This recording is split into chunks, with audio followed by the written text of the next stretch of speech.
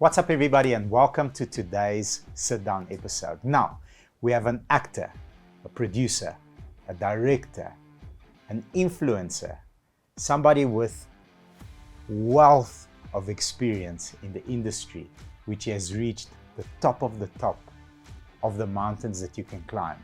Next to me, the amazing and cool Neels Van Jaarsveld. Hey, thanks. That was a beautiful introduction. Thank you. When you said wealth, I was like, whoa, do you have access to my bank balance? Thank you very much. It's a pleasure being here. And yeah, I'm a huge fan of Mitmak. So thanks for the opportunity. And hopefully we can, have a great chat and let people, find out a little bit more about me. Can't wait.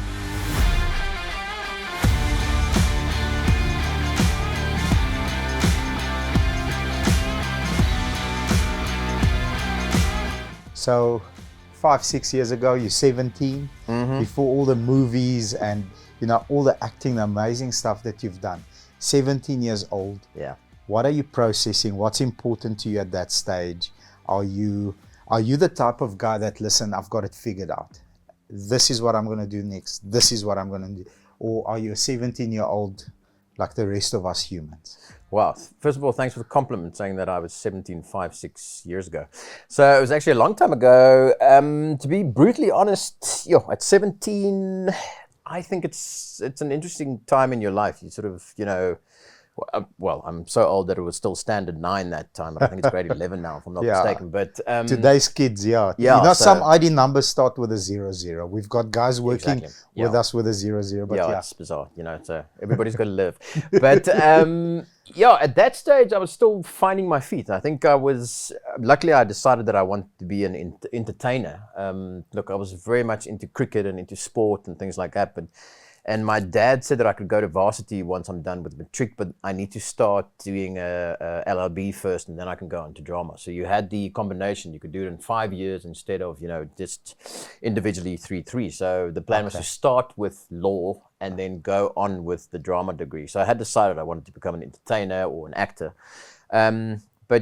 Very conservative and naive, and look, I was lucky that I had a wonderful childhood, wonderful parents, but I had decided then that I wanted to be an actor. So luckily that was in place, but the rest wasn't there yet. So I'm glad you answered that way, because a lot of young people, especially today, will look at you and say, okay, this is like, you've done so much. So is it a sequenced event that, this is what I'm going to do straight out of school, 6 months out of school? And the fact that you didn't have it sequenced gives us the confidence that, yes, sometimes you're not sure in life, but, the river of life sort of takes you. And the way that you react to those things leads up to, you becoming this incredible actor, producer, influencer, and director now. Congratulations. Thank you very much. Yeah, it's full of compliments. I like this place. Yes, look, it's important to have goals, I would say. But I think what can happen with a lot of people is they tend to, they can cloud their reasoning if they want to have everything in place. A lot of people nowadays that I meet, they go like, in 5 years' time, I have to be this and this and this. And then what happens is, if they set up those goals, which are great, some of them might be slightly unrealistic. And then if they don't reach them, then they fail in essence. But so what I would say is that, look at life and look at something that you want to achieve, but don't necessarily put a time frame on it, because then you're setting yourself up for failure and not feeling lacquer when you reach there. So we reach that point. So, but a lot of people go like, I have to be married, I have to drive that specific car, I have to, earn so much money, which is great. But I think just don't be so specific about your goals. So you want to become an actor. How do I do that? I want to become an influencer or whatever the case might be. But break it down a little bit, but also, don't define it as much on a time frame. I think someone like George Clooney or someone like that only sort of reached when people started noticing him was in his late 30s. But he's always wanted to become an actor. So the great news, though, for people and aspiring actors is that there is social media out there. There is a way to make your own films, to make your own content, to make your own movies, which has changed a lot since I started. It wasn't really, that platform wasn't there. Can we touch on that? Because I'm very passionate about that subject. So we're a car dealership. You know, Elsie, who creates you know the content, who's busy recording She us makes now. good coffee as well. She the best. Gives, So provides cold water. I find her and I say to her, listen, I'm battling training my salespeople at scale. What do you mean? So I call this kneecap to kneecap. Me and you can process an objection. I need to speak to my wife. What does that actually mean? Go into the psychology, and I'll train you in 20 to 30 minutes to understand when a customer says, I need to speak to my wife or I need to speak to my husband. Sometimes there's a hidden agenda. Yeah. In a sense, not a bad one, but maybe they're trying to save face about the installment or whatever. So I need you to come help me, record me do this so that I can train more people at the same time, because now we multiple branches. Yep. So it creates this 3 cell phone setup, that we edit quickly on a little app into us almost hitting 100,000 subscribers, because the market decides what they like. It's no more mainstream media that, you've got the 3 or 4, I don't want to offend anybody, but you've got the 3 or 4 decision makers that say yes, no, yes, no. Now the market decides. So the opportunity today, even compared to the opportunity 10 years ago, it's light years ahead. Do you like it? Or are you, I'm sorry I'm asking you this, are you anti or are you pro? And why either or? Because I've got mixed emotions about it as well. Yeah. Look, I mean, I would say I'm a little bit anti of the fact that people are earning money by making videos of themselves, farting in the corner, if you could say it. Yes, you can. That to me is a strange concept, that people are getting famous or have influence, or twerking's okay if Miley does it, but I mean that's got to stay there. But what I'm trying to say is that people are getting famous for not doing anything. Yes. So I mean, when I was younger, we had it's like posters of even Adrian Kuiper on our walls, and people that were really influential, but also good at what they did. Springboks and freaking those guys, and actors that actually can act. Nowadays, people gain following for being attractive, and they put filters on their photos anyway. So that to me is a little bit weird. I don't quite gather or grasp. I grasp it, but for me that's strange that someone can earn more money that has no expertise in any field whatsoever, but just posts videos on TikTok and becomes famous for that. That's strange for me. But it speaks to the, sorry to interrupt you on that note, it speaks to the current generation. Yeah. And the underlying condition, in my opinion, is, me and you growing up, you're slightly older than me, but we come from the same school. Yeah. Me and you growing up perceive a hero as, let's say, for example, Jean-Claude Van Damme. Yes. He's the action hero, so he's the good guy. He's fit. I was doing 1,000 sit-ups a day because I wanted a six-pack like him. I never did achieve it. But, and what is cool today on that, the guy farting in the corner, is the youth placing value to that, which is dangerous, because what happens 10, 15, 20 years from now? Yeah. What sort of mental state is that 40-year-old going to be raising kids? So I'm with you on that part as well. Yeah. I really am. Look, I mean, the problem is, or a little bit of a social conundrum, is that you get people in Asia, or whatever the case might be, playing video games where they earn money for playing the games, and they have their parents telling them that you need to go to school, and they say, well, I don't have to because I'm making more money than you. So I think the value or the money that's the great thing about social media and about the internet, is that you can actually make money. But unfortunately, it's a whole conversation and a whole seminar that we can have, is how it influences the younger people. What they see as being important and what they want. And so, I mean, nowadays I get a lot of people go, okay, great, it's nice to hang out with you, but I mean, what can I get from it? Because I have 1,000 other dudes in my DMs saying that you want to go drive around in my Maserati, Yeah. No, it won't stay at that, But you know what I mean? It's like, what can you offer me? Because there's a long list of other people that can offer me more than that. Whereas when I was younger, we still had to phone each other off tiki boxes and, write letters and get on a horse. I'm joking. But, so That to me is a little bit of a weird situation that we find ourselves in, because people are getting attention or grabbing attention to themselves for nothing really special. Yeah. Yesterday we have Refense in the studio. Yeah. And this is where I feel, man, social media, you just hit it on the head with Refense. So he's outside his parents' house. He is academically at that stage at 17. I love asking all my guests that question, because it's such a weird time in your life. You don't know what the hell is going on. Yeah. We had an executive here that is like the best spoken CEO. He's done so much globally. And I asked him at 17, who were you? Yeah. Mr. Wayne Bischoff. I don't know if you've heard the name. Yeah. I'm sure you have. Yeah.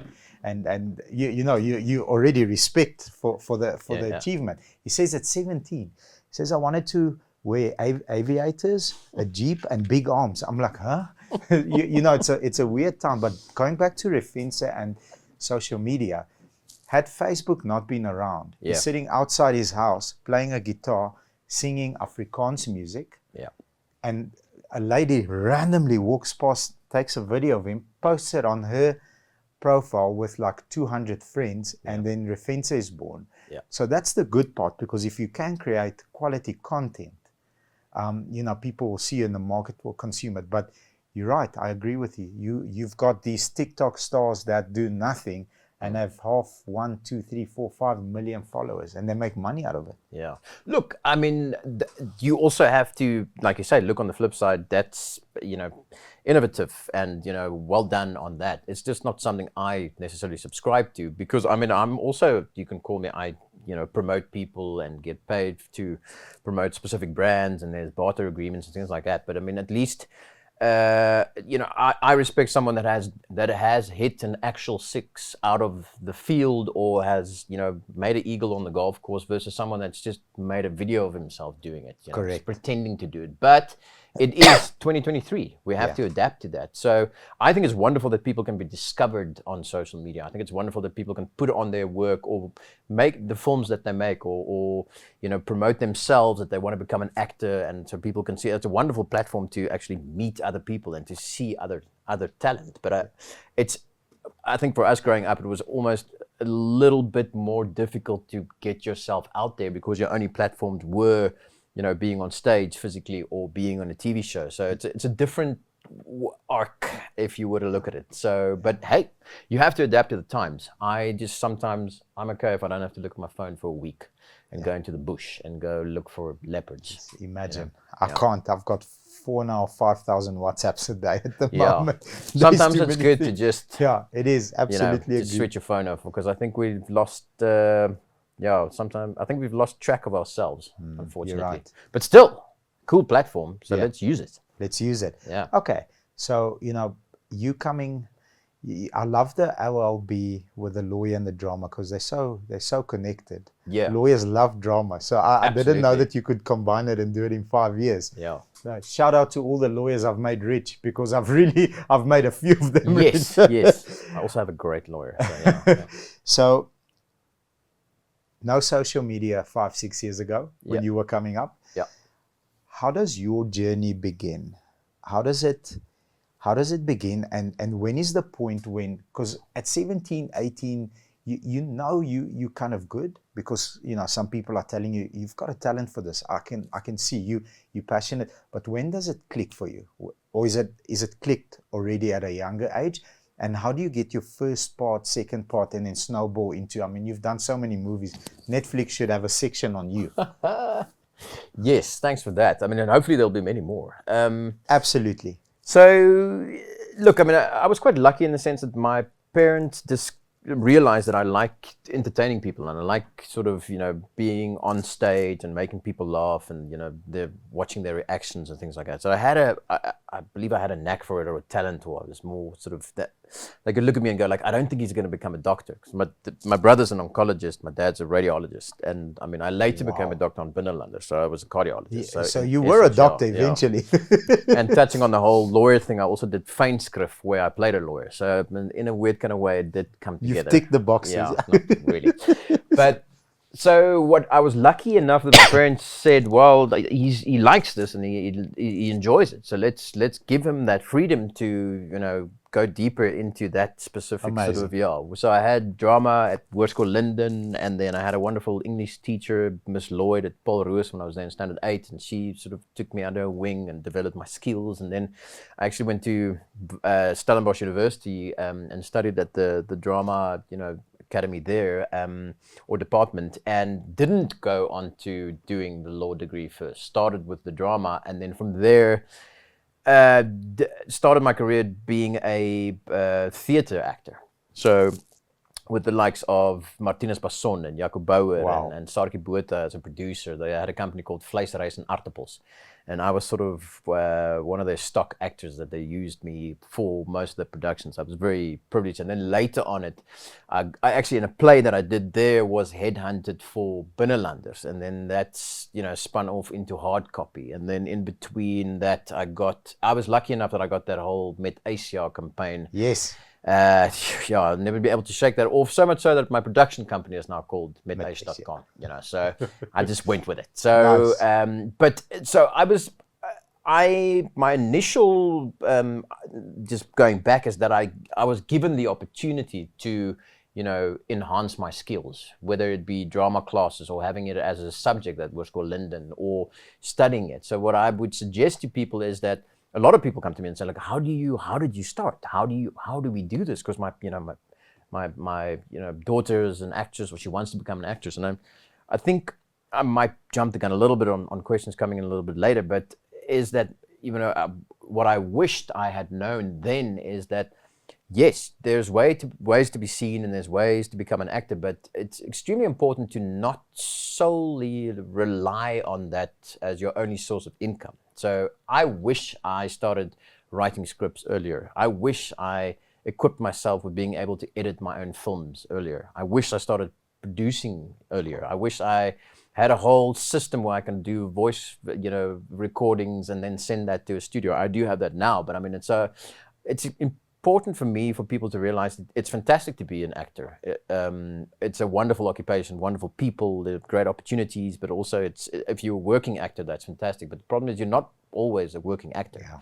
And then you got to find ways to be okay with the fact that you don't get that part, or you don't get that audition, or you go through years where you go for 200 auditions and you don't get one, that sort of thing. Yes, it's great, red carpet, fast car, attractive people, but yeah, if you want that, then unfortunately I think you're going to be slightly disappointed. You have to work really hard, you have to be really prepared, but it's not Hollywood.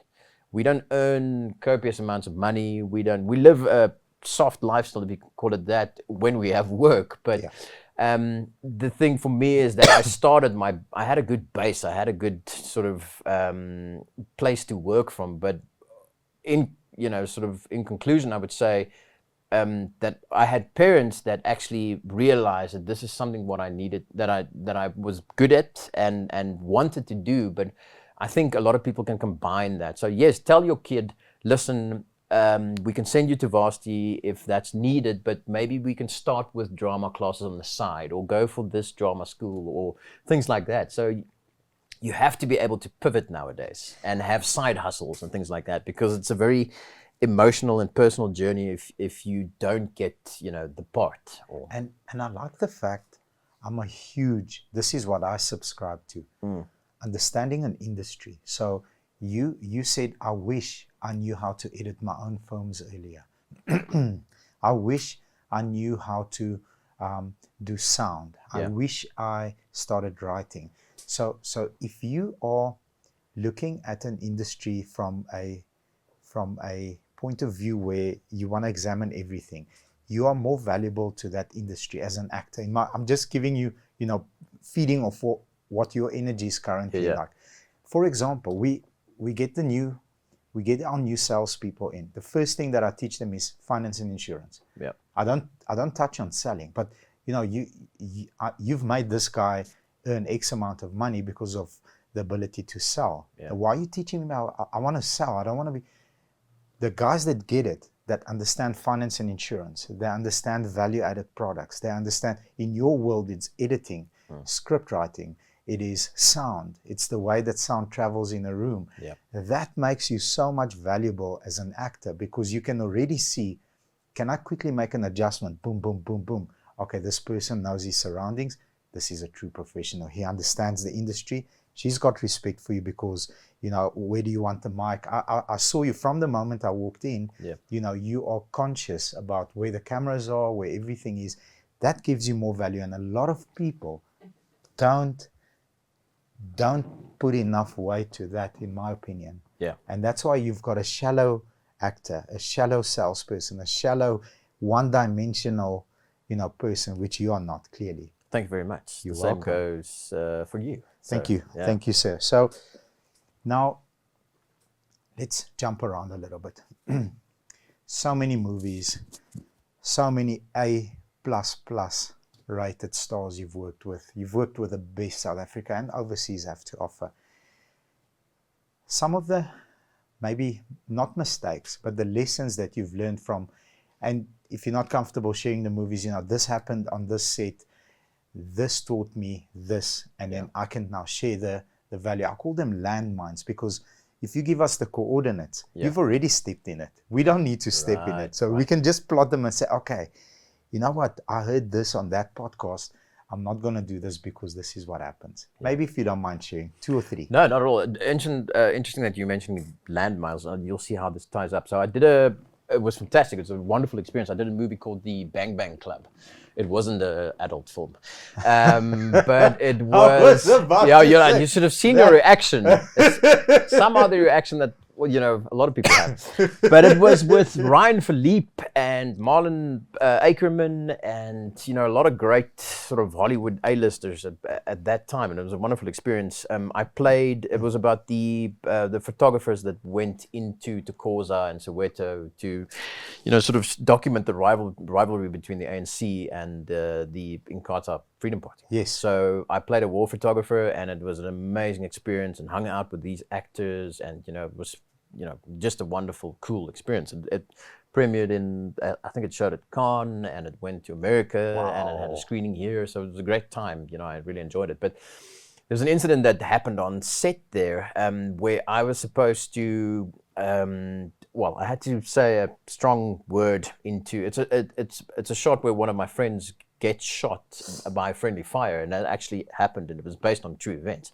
So it's quite an emotional scene. People are in a Casper van. There's like a hectic, you know, pyrotechnics, and it's a very expensive shot. Basically, I have to look into the camera, say a hectic word because my friend has been shot, just died, and then get onto this Casper that's supposed to be standing there. Now, what happened was there was some sort of miscommunication, and the Casper actually on action started moving away. Holy moly.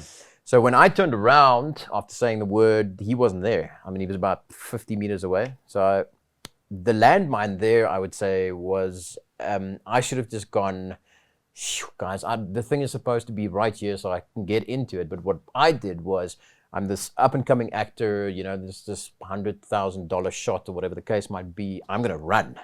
That's what I would do. Yeah, I'm going to make this work, which is what actors should do. But I mean, in retrospect, I would have said, oh man, look, it's a split-second decision. So I started running on this Casper, and I mean, this thing is driving through the streets of Tokoza with a swaying door, and you know, guys like shooting rubber bullets, and it's in the movie, which is actually quite interesting.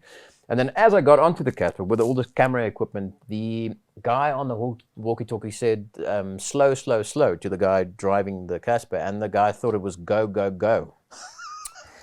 So now I'm on this thing, and he just keeps on driving faster and faster and faster. So now I'm running behind this thing with my hands already on it, and I have to decide, am I gonna lose or am I gonna hold on? So I decided to hold on.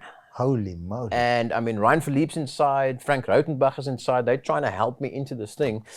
And just before they could, get me in as we drive out of the shot, my foot gets hooked on the tarmac or some sort of concrete. I don't even know what it was.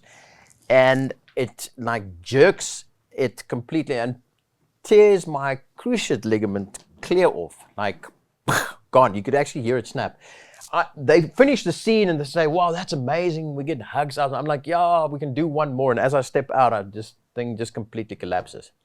So I tore my cruciate ligament in that scene, and then which ended up me not being able to. I finished the movie, but they had to do a close-up on me. I had to mimic how to walk on a dolly, so that was very interesting. My chef, rest her wonderful soul, she actually died of corona, but my agent at the time said, "You'll do anything to be in a close-up." And I mean, they had to shoot me here, and I had to pretend that I was walking. Unreal.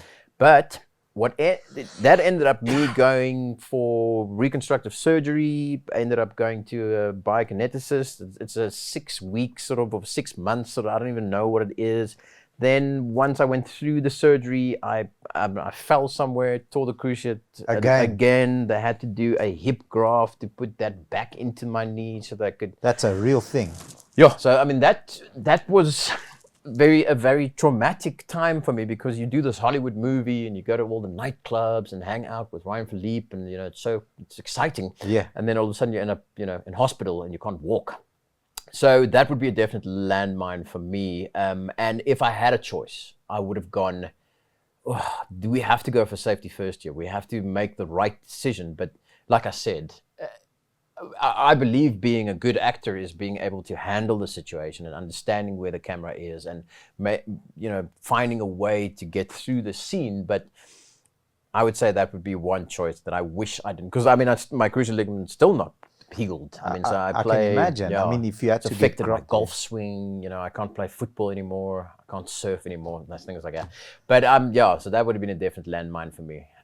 But that's how life works. If you knew what the outcome was all the time, you will make different decisions, and we might as well just be in like a Truman Show then. So that's unfortunately not how it works. Agreed. It's a good story. Nice Absolutely. Scar, so Absolutely. What else? Insane. What else? What can you remember from other movies, or even like an experience? It doesn't necessarily need to be on set. Yeah. An experience that you are like, I always say sometimes, it lands as if a train hit you, literally. Yes, yes. What I wanted to say about the landmine, I interrupted you there, but the guy I played, João Silva, he's a full-on war photographer. He works for the New York Times and things.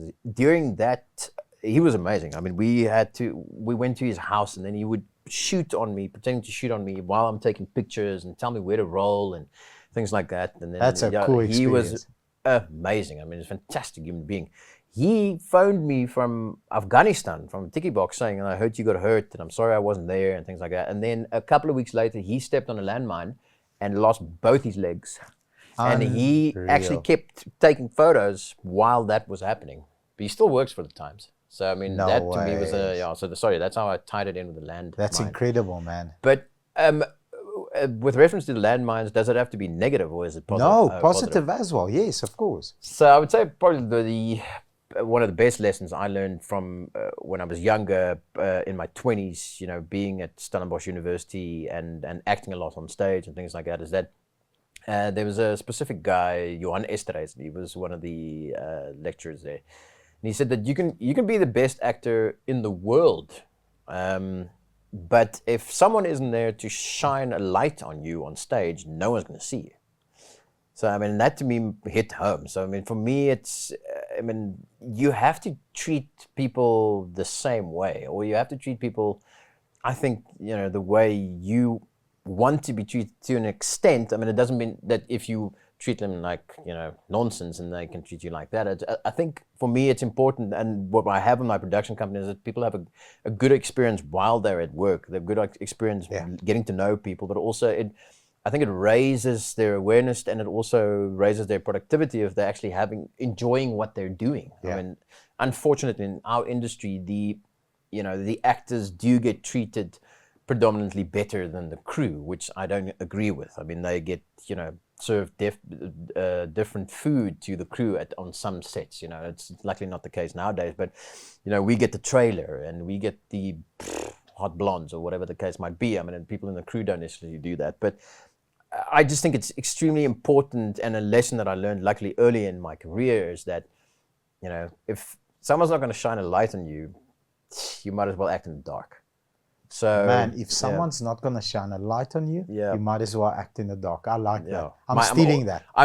Yes, you can. I mean, I'm working on a clothing sort of range, and I think that's going to be one of the sayings. You know, so I'll send you one. Good. Yeah. Thank you very much. If you don't jump, I should have put an NDA on. You heard it first. Yeah, there we go. Out of the horse's mouth. Yeah. Okay, cool. Who are the 2 or 3 people that... These are not farts, by the way. I'm not an influencer. Not an influencer. Well, I'm not making money off my farts. Sounds weird. Maybe I should bottle it. Yep. You've spent way too much time on TikTok. No, I don't like it. It's weird for me. Yeah, no, that's a different kind of platform, man. It's interesting, but for some people. It's taking me a long time to get used to the comments, the mindset, you know, and how it's different. Yeah. Anyway, 2 or 3 people that you can say, okay, this person touched me in this way and influenced me to, you know, course correct a little bit. Yeah. You know, to the amazing human being that you've become. Thank you. I'm not that amazing. I also have my faults, but we all do. We all do. I haven't seen anyone walk on water. Have you? Not yet. No. Not yet. No. Okay, good. So we all frail men, but you are just. You know, the passion that you have for your industry and the entire industry is what makes you who you are. Awesome. Thank you. So the great thing about my occupation is that I get to meet a lot of fantastic people. Yeah. And I must admit, as I grow older, that is what I enjoy the most. I mean, it's great when you get a wonderful script and you work with a fantastic director and, you know, it's a great program and you know, it's sort of project to be a part of. But for me, I would say that yes, it's, you know, being on stage in front of 1,000 people and saying your lines perfectly and, you know, acting opposite these great actors is also great. But it's the most riveting part for me is sitting and having coffee with them afterwards and talking, you know, about, you know, how's life? How are you doing? I mean, that's where you get the best sort of advice and becoming their friends, actually. So, I mean, you can say, cool, I shot a scene opposite Robert Downey Jr. or whatever, and that's great, but for me it's more interesting and actually more fantastic, if you can say that, if I had dinner with Robert Downey Jr. You know what I mean? Because then that's when you had a chat with him more. So I mean, I was extremely privileged to work and get to know a lot of these amazing people in my life. So someone that influenced me enormously when it comes to, you know, in my industry is someone like Martinez Passon, who is not very well known, you know, outside the theater circles, because that's predominantly what he does. He didn't really go over to film or to series or things like that. It would have been a very interesting way if he did that. But I mean, that's maybe why he is so good, because I think he later sort of, you know, collaborated making sort of films from the theater pieces and trying short films and things like that. But I mean, for me, wow, I mean, the stuff that I learned from him was just remarkable and so valuable in my life when it comes to being so hopefully one day I'll be seen as or remembered as, you know, not only a good person, because that's my ultimate goal, but as a actor that was a giving actor, you know, someone that wasn't for the limelight necessarily all the time, and was sort of like not casting shadows over my fellow actor or actress, but it was someone that reached this sort of, you know, the epitome of being like, I don't know, someone that's you could work with, that you want to work with, you know, not just being an okay actor, but also being a great person. And I think he taught me a lot about listening to other people and taking, you know, criticism in the right way. And he's not the type of director that tells you what to do by showing you. He's someone that says, have you ever considered maybe trying that, or plant seeds in your brain where you have to make the decisions, which then makes you grow by yourself instead of giving you the GPS coordinates for like do this or move your hand like this. And I think that to me was amazing, and it has influenced me as a director because he doesn't take a very long time to tell you what he wants from you. So he'll never, not never, but sometimes he wouldn't even congratulate you on a great performance. He'll just mention something that you might think about in the future. In the future, without using minutes of your time too. So for me, one of the most valuable commodities in life is time. And I don't like it when people waste my time. I'm not sure. I'm sure nobody does, but you can say something in a way that's going to give you a quicker result, or you can spend time by describing it to someone and get the same result. So I want to make a point on that. There's a 30-30-30 rule that somebody has taught me. Yes. On your point. Yeah. You were very, very, very privileged to be able to work with him at a young age because it's just out of school, and those foundational tools that he gave you serve you today. Yes. So here's the 30-30-30 rule that I've been taught. 30% of your time you should spend with people on your level, meaning great actors with a CV that have moral authority by saying, I've done this in my life. This is, moral authority for me. Somebody that doesn't say TikTok. Yeah. This is a great golfing course. It's somebody that can actually play the game and is a scratch golfer. Yeah. So 30% of your time you spend with them because you're bouncing ideas and you're learning off each other, but you're on sort of the same level. 30% of your time you spend with people that are beneath you in terms of achievements and in terms of career accolades, because you're giving back. Yes. So you're on top of them because you're pulling them up with your knowledge without wasting their time.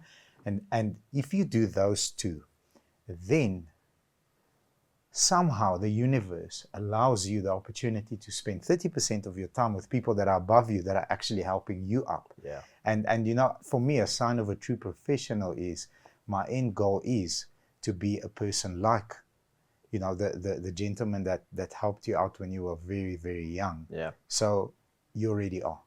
Just because you're in that mindset, I can feel in my heart you already are.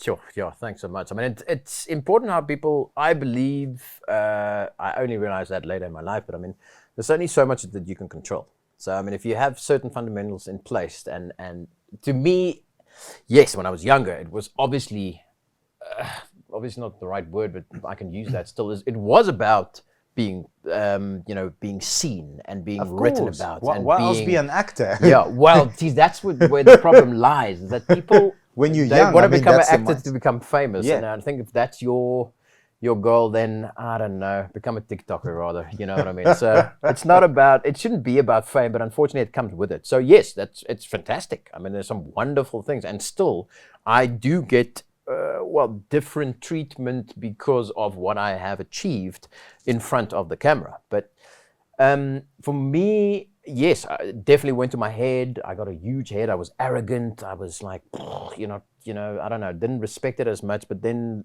what happens in life is that it does equalize at some stage. Yes. It does reach an equilibrium where you go like, I can't do that anymore because it's affecting my work, or it's affecting my life, or it's affecting me. So whereas when I was younger, I would say, yes, I want the next big part. And yes, I want to be the lead in this movie. And yes, I want a super fast car and a ridiculously hot girlfriend. And I wouldn't mind a super fast car. And I'm not a man that likes speed, but I wouldn't mind a nice car. I'm at the right place. But yes, and nowadays, I mean, I went through a lot of soul searching and through a lot of journeys, through the struggles that I've faced and the things that I got addicted to, and life, and relationships that didn't work out, and things don't always, that's what people should realize, doesn't work out the way it should, or not should, or how you planned it, but at the end you'll see it, that's how it should have gone, and it's all about how picture. How you solve it and find solutions for it. But is that, I reckon that my purpose on earth is, obviously to be able to make people escape what they're currently experiencing, or give them new experiences through my acting, through my films, through, me being me, or if you have spent time with me or whatever, maybe to, just take their mind off the things that might be, troublesome to them. But I reckon at the end of the day, I reckon my purpose is to enlighten in any form.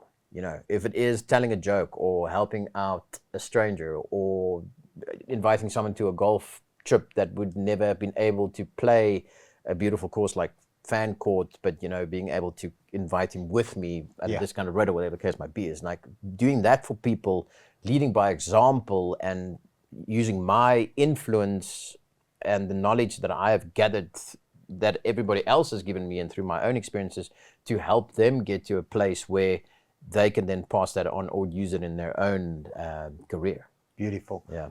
It's if you're gonna process a loss, don't lose the lesson. Yes. But the value within the lesson lies that you spread that lesson. Listen, by the way, don't do that, or rather not don't do that. I like the different approach.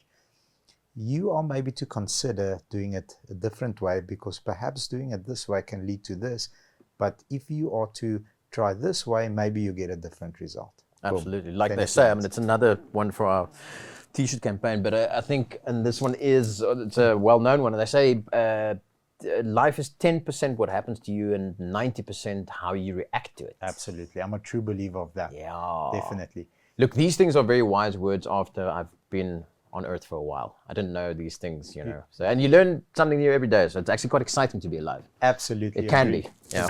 Agree. God is good all the time, and Absolutely. we are blessed to be here. Definitely. Blessed to wake up every single morning. Hallelujah. Okay, now, best advice in your field of expertise that you can give young people? Or I want to ask you this. Give yourself, the 17-year-old version, after everything that you've gone through, things that didn't work out, relationships, acting, that humble pie that one has to eat. It's fat-free, eh? You can't, wow. humble pie is fat-free. It comes with a lot of trauma. But it's fat-free, so, you can eat it as 20% much as... trauma. I like it, yeah. And if you could speak to him and say, listen, buddy, this is what I want to give you. At my current age, all the best to you. Yeah. Sure. It's an interesting question, because I think, at that stage in my life, and if you were to go back to that specific, time in the world, a lot of people still, and that's probably what I like about the new world, like 2023, is that you can be yourself and be accepted for that. I think a lot of people are taking it a little bit far by trying to say that they identify as a giraffe or something like that. You're not even that tall. But what do you think of this craziness going on in the world? That's a whole other. I should come back and we can talk about that. WTF? That's what I think. Look, I don't know, but just to see if I can answer your question, is that it was a lot about fitting in. It's a lot about looking a certain way. You either in the rugby team or you play hockey, and then people think you like dudes. Do you know what I mean? Yes. So it was, and nowadays it's actually, I like it. You can actually just be more of yourself and still be accepted. You shouldn't take it too far, but I think what I would have told myself is that don't try so hard to fit into other people's ideas of you. Beautiful advice. So, and because we keep on going back to that, but if you're a good person and you're kind to other people and you sincere, and I think a lot of times my kindness gets seen as a weakness, but I reckon we can still change that narrative. Never we can a still, weakness. we can still go like, wow, there's so many people on earth, but only so many people that could actually stay true to themselves and still have a kind heart at the end of it all. So I would have told myself, don't try so hard fitting in. Just there's space for you, for all of us. Yeah. So, so that would be some sound advice to people. But then also, I don't think it's a good idea to spend your time trying to be a giraffe, if you know what I mean.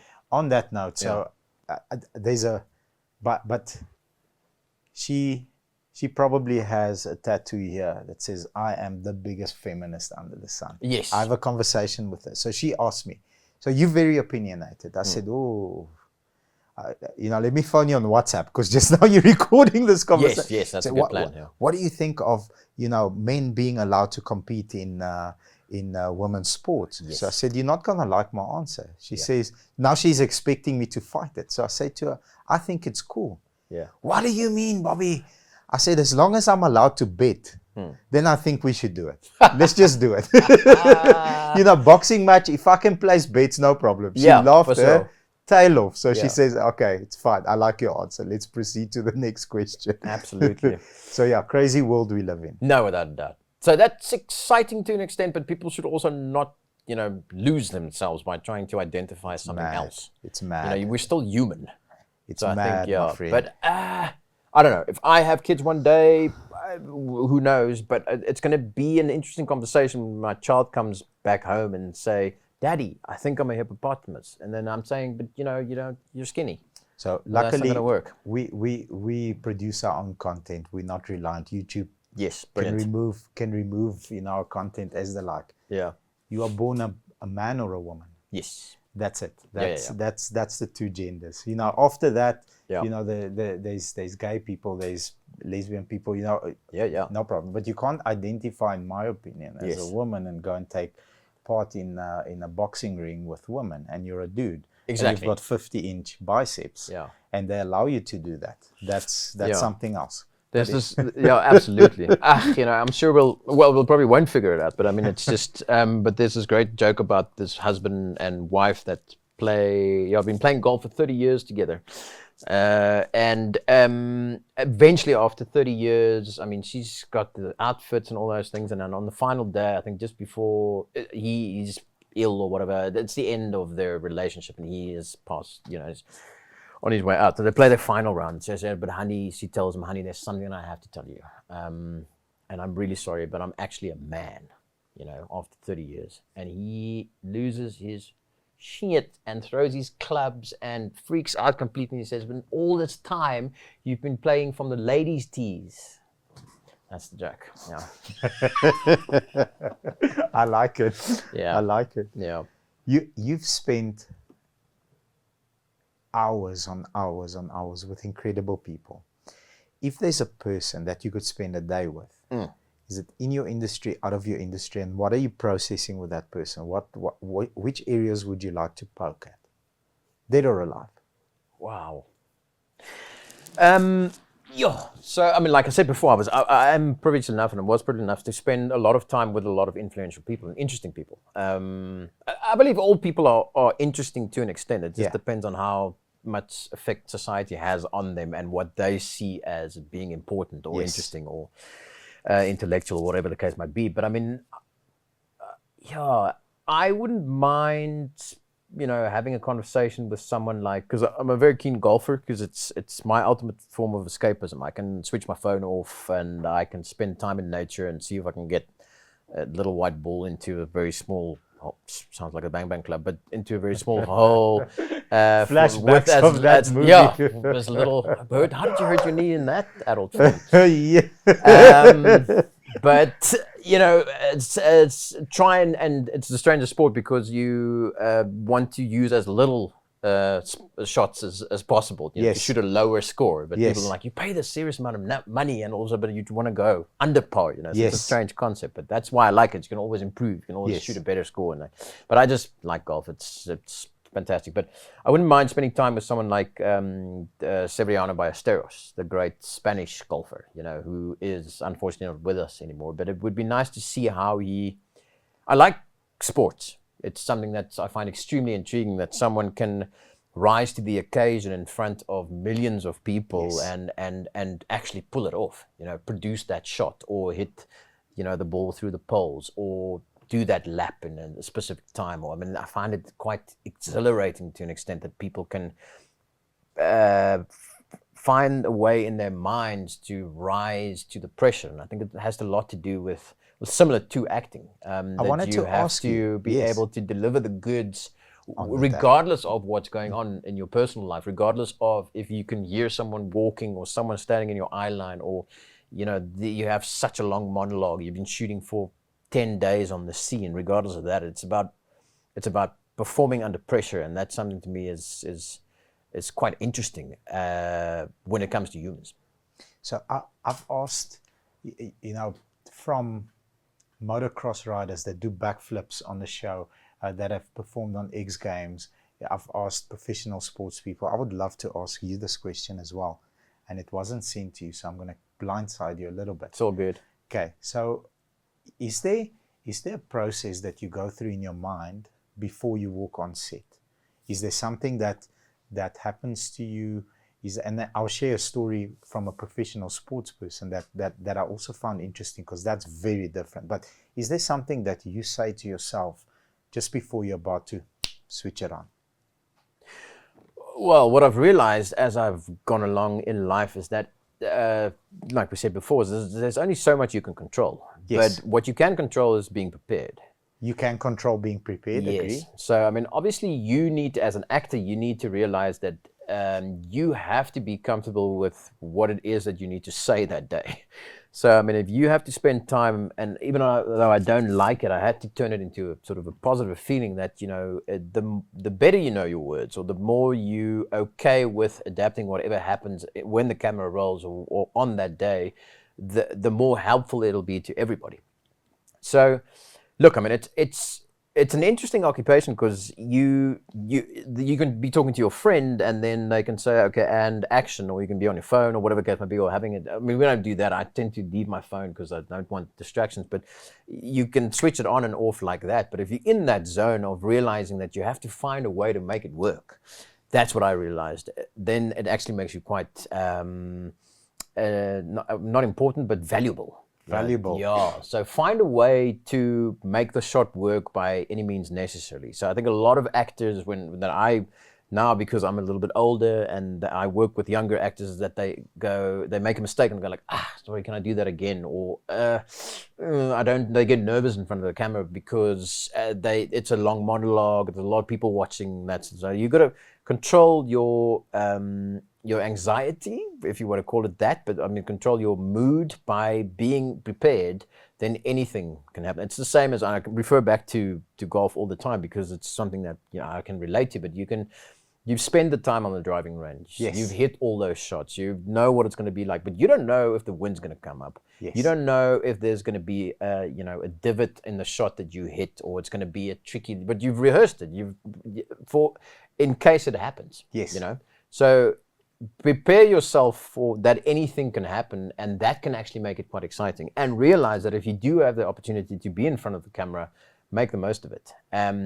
By also taking other people into consideration. So be prepared, but also calm yourself, because you know that you came prepared as possible. It's like life almost. There's only so much you can do to make sure everything hopefully falls into place. If you want to, please rewind 90 seconds or like 120 seconds and watch it twice, because that makes so much sense. And it goes back to what we said in the beginning. Understanding script writing, understanding the effort that somebody had to go through, and the passion they pour their soul into. Creative people are very different to salespeople. For example, because I live in both worlds. Yeah. You know, I'm very tough with salespeople. Come in, you haven't hit it's black and white. You haven't hit your DMAs. In our world, daily monitoring activity. Yeah. In order to produce this result, this input is required. It's a formula. It's literally a formula. You want to make X, this is the input that you have to put in. Yeah. If you do, I guarantee you X. If you don't hit X, I pay you the X, but show me the input. And that formula is flawless. It never fails if you put in the input. But creative people, you know, we discuss a billboard. I don't like the billboard. I can't say I don't like the billboard, because the creative person has, you know, invested so much of their time and the shades and the gradients and all these things. But because I understand it, I love the billboard. Can we consider changing it maybe this way? What do you think? Does that idea, or am I crazy? Yeah. And because you understand the script writing passion and the time that it took in, you prepare to the point where I'm going to give you my best. Yes. Because you gave me your best. Absolutely. And being prepared is that you can't be over prepared. No. But then again, also what's interesting about being an actor is that I've seen also actors know their lines perfectly. But the problem is that they don't have the, I wouldn't say capacity, but they might not have the ability, because they spend so much focus on getting the words right that they forget to bring the emotion to it. You know what I mean? Yes. Yeah. So I quite like the fact that you can sometimes do a project where it isn't so focused on. Yes, the script is there and it's very important, and it's a extremely good guideline. But sometimes if you make a little, an Emotional adjustment part. here or there, it actually comes across as, because let's think about acting. It's portraying most of the times real life, but being filmed doing it. Yes. So recreating emotions, recreating feelings, or experiences of humans, or whatever the case might be. It doesn't. I mean, we're not talking about animation. We're not talking about fantasy or things like that. But I mean, if you talk specific drama, it's capturing that on film so that someone else can relate to it, and that connects with them emotionally. Yeah. So, I mean, another thing I also learned in drama school, obviously that played a big part in my upbringing, the way as an actor, but they said that acting is reacting. So you can reacting, yeah. Well, part reacting. So you can deliver it perfectly, but when the other person acts, you have to react to that as well, and what the other people says. So we get that in society as well, is that people don't listen to each other anymore. They keep on interrupting each other. They decide that this is what they're going to say, and this, jou woord is wet, like we say in Afrikaans, it's my way or the highway. And I find that extremely rude, first of all, and obviously counterproductive. Because if you keep on interrupting me, I'm never going to be able to say what I want to say. And get your point across. Yeah. I'm glad you didn't interrupt me. I did not. I'm scared. I don't want you to you hate me. You don't have to be scared. But people tend to have a loaded, as you're about to speak, I know, boom. Yeah. But then you're not listening. Yes, because what if you don't present your case this way? What if, like you got taught at a very young age? Consider this. Yeah. On emotion, I hope you're going to appreciate the story, but I get to speak to Dr. Kumalo a couple of months ago. So, South African soccer legend, went to Argentina, made a name for himself, played in the States. Yeah. Everybody knows him, won multiple awards. So I say to him, Doc, before the game, what do you do? What do you say to yourself? How do you prepare 80,000 fans screaming 16V? Because that was his nickname. Yes. He says, nobody's asked me that question. And on your point on emotion, how emotion drives you further. He says, man, I got teary when I heard it. I'm 12 years old. I live in a rough part of Soweto. I need to walk with a brick in my left hand and a brick in my right hand next to my mom for protection, to get to the taxi so that she can go and work in town. I said, okay. So if you're a Sundowns defender, a Brazilian defender, or a soldier with a gun, I'm going past you for my mom. Yes. And I said, every time. He says, Bobs, every time I walked onto the field. That's what I say to myself, and then I go. Yeah. So yours is preparation, making sure that you understand all the moving parts, the passion that each person has to place the camera there to write the script. I'm going to be prepared and deliver my best. And his is the same, but for his mom. Yeah, exactly. My mom was also very, if you talk about, so I mean, I have a wonderful father, and I have a great brother and sister, and they're all very supportive and fantastic. We had a wonderful childhood. I was very blessed, and, we didn't struggle or go through weird times. I think it was mostly in my head. We create our own struggles, regardless of how, cushy our lives are. If you were to relate it to someone that needs to find a way to survive, to actually eat, things like that. I mean, it's actually bizarre when you think about the conundrums we create in our heads. That I'm so sad because I only have 19 pairs of shoes, things like that. So it's strange. But unfortunately, that came in with money, and that's, our class systems and things like that. So if I had to start all over again, humans, I would just rely on trade. In a perfect world. So that's coming, with what happened, what's happening with BRICS now at the moment, where gold is gonna back. That's that's exactly. So it's not a distant future. Hopefully, I don't think I'm gonna live that long. But, So so my dad was fantastic, very supportive, and he was a radiologist, so he actually had to look make sure other people are okay before Yes. his kids were okay, but he knew we were okay. But that meant my mom stayed at home a lot and looked after us and brought us up, or was there more. And even now, I mean, I have an amazing relationship with my mother. But what my mother taught me is that it's not a good idea to judge other people before you know them or before you have all the information about them. But it's also, and that she got from her mother, Oma Elsie, and she told her that if you can't say anything nice, don't say anything at all. You know, it doesn't mean that people can step on you and you don't, oh, I'm not going to say anything not nice about that billboard that I, want to keep on approving. But the thing is that to me made sense. It's like, why would I, and I get that all the time nowadays from people that you get them into your inner circle and then they decide to slowly pull you apart by what's wrong with you and walk up straight and why do you wear that? You look like Obas or whatever the case might be. Yes, yes. And I'm like, why?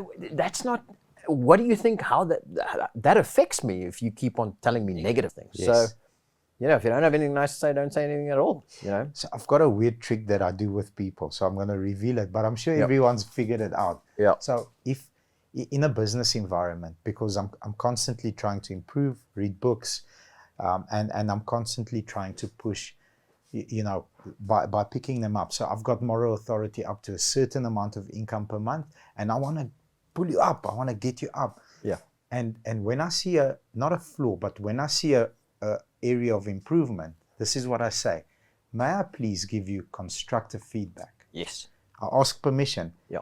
Then everybody says yes to the first one. I said, it might hurt a little.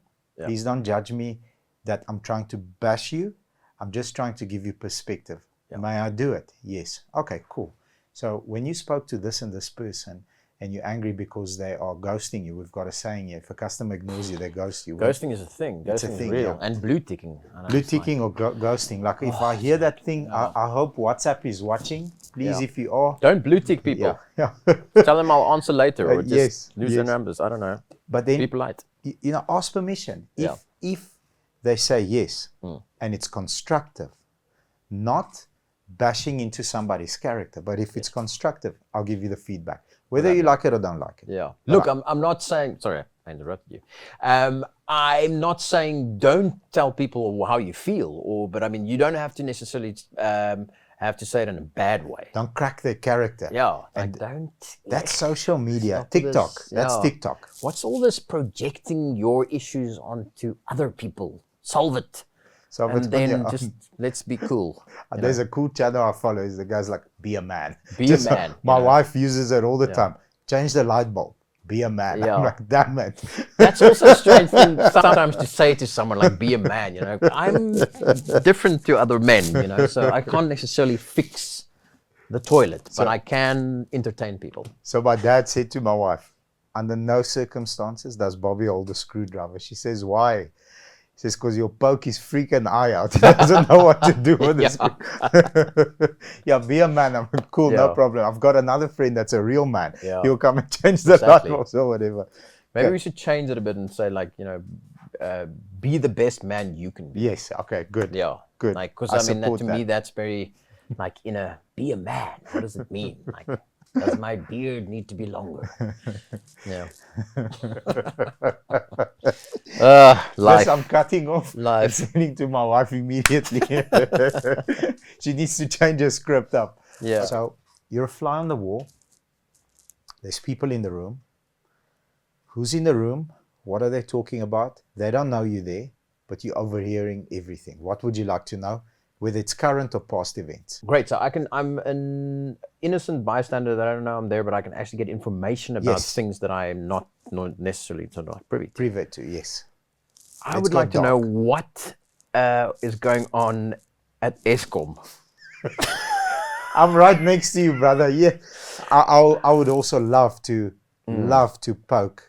I wanted to make a joke about Eskom, but I don't have the power.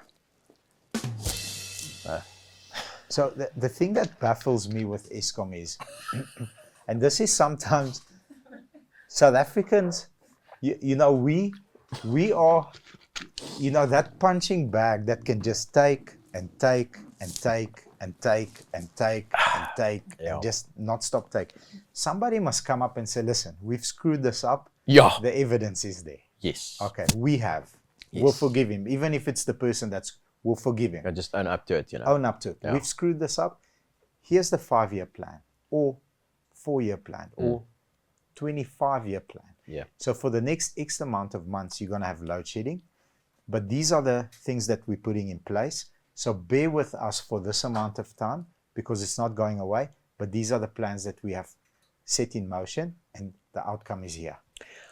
I think that would be a general note for people, in my industry. I get that a lot with people. I get that a lot with relationships, is that you ask them, and that will be sort of my metaphor analogy for where we're currently sitting as a people, is that you ask them, did you eat the cookie that was in the kitchen? And their reply would not be yes or no, or I'm sorry, is, but you placed it there. Okay. You know what I mean? So, I mean, that's not answering my question. Did you or did you not? I mean, You placed why the cookie did you there. put it there? Yeah. For me to eat? Shouldn't I have eaten? So that's the problem. And when people make mistakes, they always find a way to say, hey, I don't know what. So, I mean, it's... And the problem we have in South Africa, I mean, and that's all we must do a whole podcast about us having conversations, but is that no one's owning up to anything and just saying that it's okay, we don't know, something happened to it, we don't have any power, how did this happen? And that, unfortunately, is causing a lot of trouble, and I think actually causing a lot of people to go, but that's not going to change. So, I mean, there needs to be some sort of, let's start from fresh, and let's say I did take all that money and I am stealing from you as we speak and things like that, because South Africa is a wonderful country and has wonderful people and it's wonderful places, and it has a lot of amazing stories and amazing people and so much diversity and things like that. But the problem is people are gonna get to a point where they go like, I can't take this anymore. Yeah. I'm paying for my streaming devices, I'm paying for electricity, I'm paying for power, I'm paying more for housing, but I'm not getting what I'm paying for. Yeah. So I'm being robbed. Yeah, In that's what it essence. is. I mean, so and then people get to a point where they go like, I don't like it when people rob me, because no one likes that. No it's one horrible likes that. being robbed, and people shouldn't rob, So that's the problem we have in South Africa, is that no one's owning up to what is actually happening, and that, as in general to people, is like, apologize for your mistakes. Don't try and hide it under the mat. That's what's happening at the moment. And at some stage, that, I don't know, that mat's already like, and I mean, I get to a point, I have been getting to a point, and I'll never leave my country because I love it here, but you have to go like, what is the future? Yeah. What's gonna happen if we don't make some sort of change? Yeah. Or adapt to what's happening? You just can't, why would I pay for something but not get anything in return? And someone else is, living a lush life. Makes That's no just sense. like, let's try and be better humans and be fair. Forget about money. Think about people. Think about people. And I heard a thing the other day. Depression is when you can't perceive yourself in the future. So, Yes. good question. What's the future? Yes. People get depressed when they I can't answer you. Yeah. I don't have an answer for you. That's I mean, I think people spend a lot of time thinking about the future. They spend a lot of time contemplating the past, and in essence, all they have to do is be in the now. Yeah. So I mean, it's easier said than done, because your past does play a part in you. But you can decide how much it affects your life. Yes. Yes, you have to think about the future from time to time, but I mean, I don't think it should specifically be what's going to happen. I reckon if you take it, like they say in many institutions, is just take it step by step, day by day, minute by minute, hour by hour, and then you'll see it's actually quite exciting to see what comes around the next corner. Yes, you have your streaming devices that you have to pay for, but you can't access because there's no power. But I mean, and that needs to be deducted from your bank balance. And yes, you need money and things like that. So I mean, but it's not gonna. I've realized it's not gonna help you to worry about it. Think of ways to solve it, and then I reckon life's just going to be a lot better if people just live in the moment, listen to each other, and let's get rid of this whole cognitive dissonance sort of vibe that everybody's out there, and just let's get back to being human. Amen, brother. Yeah. I subscribe to that channel, definitely. Oh, yeah. I subscribe to this channel. Thank you, sir. Thank you. Thank you. So let's get to the fun part. You mentioned cars 5, 6, 7 times already. Yes. First car. Woo! Golf. Was it a Golf? No, I wish it was a Golf. All my friends from Bishops had Golfs. No, I had a Toyota Cressida. A Cressida? Yeah, an automatic one. And I named all my cars. It was 2.4. 2.4. Yeah. Nice. Woo! It was the Guzzler. Color? But I mean, grey. Grey. Yeah. I called it John the Breeze Gomez. Or Gomez. Yeah, so all my cars have names. I had a car called, it was a Nissan Sentra. Alejandro Gomez Olazabal. Okay. Yes. The current car I'm driving is called, there was a bakkie in between a Nissan MP200, Thor Pistolkie de Klerk. Thor Pistolkie de Klerk. Yeah, long story, can't say it on this channel. Okay. But, and then the one I'm currently Was it driving, during the time when you were shooting Bang Bang? Yes, let's go that. That was definitely during the time. I don't know what kind of references you have of that industry, but it's interesting. And the car I'm currently driving, a Magnite, is called Shelby Barnhorst. Shelby Barnhorst. Yeah. Nice. So yeah, you have to make life interesting. So a Magnite is a cool car. It's a great car. It's fantastic car. Yeah, lovely. Huge fan. Yeah. Dream car. Ultimate. If you would like, this is me. I don't care. Maybe I know golf's important, so let's say there's space for a Golf. Yes, it's going to have to have a little bit of space. Look, I mean, some of these cars they're bringing out now, these fast ones. Like I said, the problem with me with the fast cars, I'll probably, push the pedal and drive into a tree. That's the unfortunately the thing.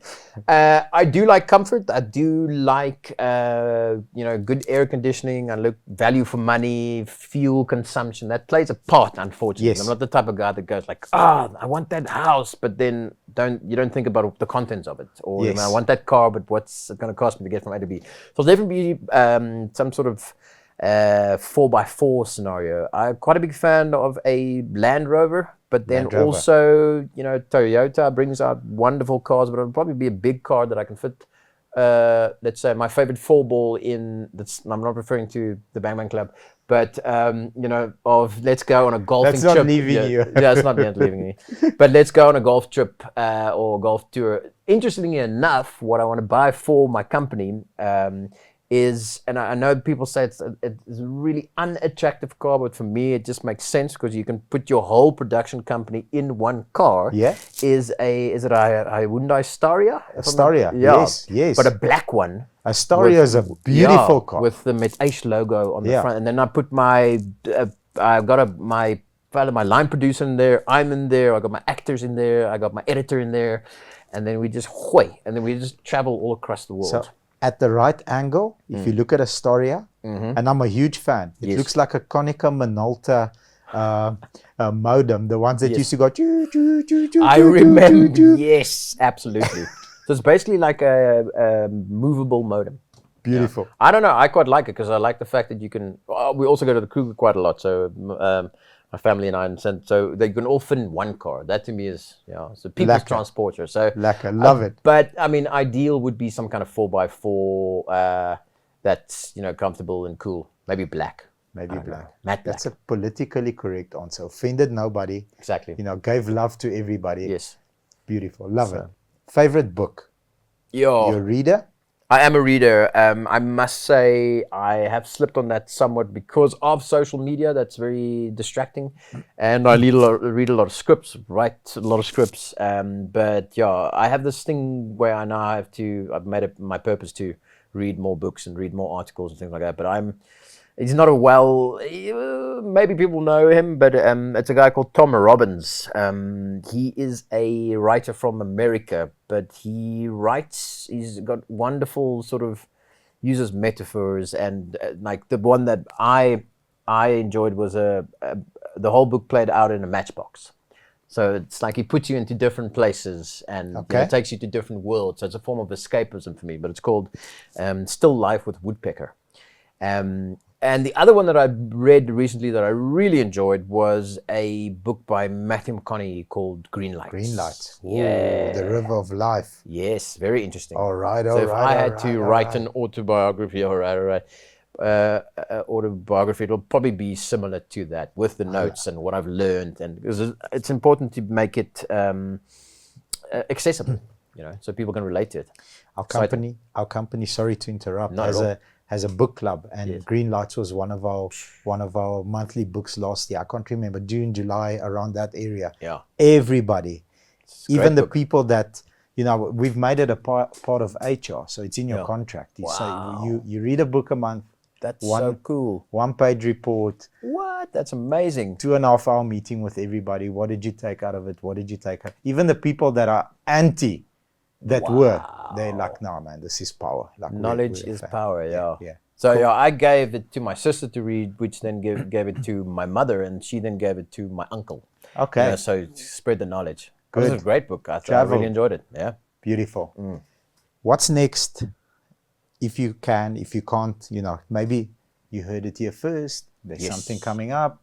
But what are you excited about? What's not keeping you up at night, but what is that creative, tingling sensation focusing on? Yeah. So thanks for asking. I think I've sort of gone through a little bit of a renaissance after COVID or taking a break. Is that I'm now sort of inspired again by the industry and what can be created, and how people should be appreciated within it, but also the fact of that it's not as limited as I thought that it normally was in terms of my own personal journey. Is that I thought that the only reason to tell stories was in front of the camera, but now I've realized I can also do it behind the camera, and A in whole the new words world. that I write, and in the funds that I create, or the people that I ask if they want to be part of this project or things like that. So started the company called mit8.com, which is a production company that focuses on everything, content creation, but can do anything, can help you with script writing, can help you with producing, can help you with making your film, can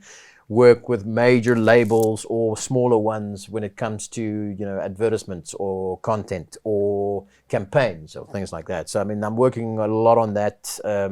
Actually pitched an idea to a big company this morning, hopefully getting good feedback on that, where I pitch the concept to them, and then I work on a package deal where I tell them this is what's going to cost you, but that's what it's only going to cost you. That's a whole complete package. Yes. So I'll edit it, I'll write the concept, I'll star in it, I'll cast it for you, the whole thing. So if you want a one-stop shop, you come to me, this is what you want, this is what you want to achieve, and then I help you reach your goals. So Amazing. So how do people get a hold of you then? Because we need to need to share the knowledge and share the love. Can we put up some links at the bottom of the video? People can click through and ask you questions directly. The website is mit8.com. So it'll just take you to, it has an opening sort of landing page. I had a very extensive sort of wild, interesting website, but now it's just a video that plays, and then you can just contact me. But they can get me on Instagram, Facebook, mit8.com, or they can, my email is neelsvanjaarsveld@gmail.com if they want to make contact there. And then I just work with people and see what they have, and then we take from there what I can give them. So that's great. So I'm working on that really hard, and then I'm on Diepe Waters currently. That's on Cakenet, which is a very cool show. It's a telenovela, so it's a mixture between a drama and a series, basically, or soap and a series, which is a very cool platform and a very nice program. I like the freshness of it. Younger actors, older actors, but people are still, keen to go to work, and they still realize that there's actually a privilege to be part of something, as big as that. So that's great. That's on from Mondays to Thursdays on Cakenet. I think 6:30, if I'm not mistaken. Don't, correct me if I'm wrong. And then the other exciting thing is that I produced and directed and starred and scripted a show that's about celebrities and their animals. And the animals. Yes. Interesting. But I, to be completely honest, realized that the animals are actually the celebrities. Because I sometimes, not that I don't find my friends interesting, but geez, animals are fantastic. I also have a mini dapple dachshund called Lulu. She's on Instagram, I know, but she I don't know. She said she wanted to be, so I said, fine, you can do that. From time to just small Who am I amounts, to yeah. stop you? Yeah, no, anyway. So she's gorgeous, she's beautiful, she's fantastic. I think people can learn a lot from animals when it Agreed. comes to loyalty, when it comes to unconditional love, when it comes to being in the moment, when it comes to being really excited about, you know, little things. All they need is love, and they give back so much more, about simplifying your life. So for me, it was important to make a TV series that will let people realize that we need to, you know, value them more, because they're so fantastic and they love us so much and they love us unconditionally, and there's ways to help them and ways to help, you know, animals in need, and they're the, you know, sort of pets are amazing in the sense of helping, you know, blind people see, if you can say it like that. Or there's a wonderful institution that goes to old age homes and takes the pets with them so that people can pat them, and they actually call it pat, yeah. So, and have some time with them, and just once again, like, escape from what they're currently experiencing. And for me, it's meant so much for me having a dog in my life, and it was important for me to make a series that can also, you know, people can watch and create hope, and realize that there's always hope, and there'll always be somebody or something that loves you, even if it is your wonderful Poochie. So amazing. I mean, when is it coming out? It's on Saturdays. It's also on CakeNet, Okay. at 6 o'clock, and then there's several sort of you know, repeats. Yeah.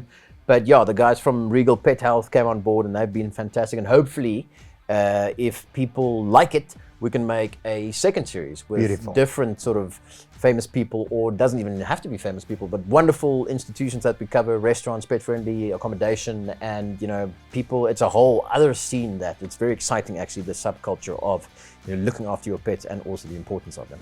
Beautiful. My friend, may I call you my friend already? Absolutely, We've brother. spent some time together. You are really, really, really an inspiration.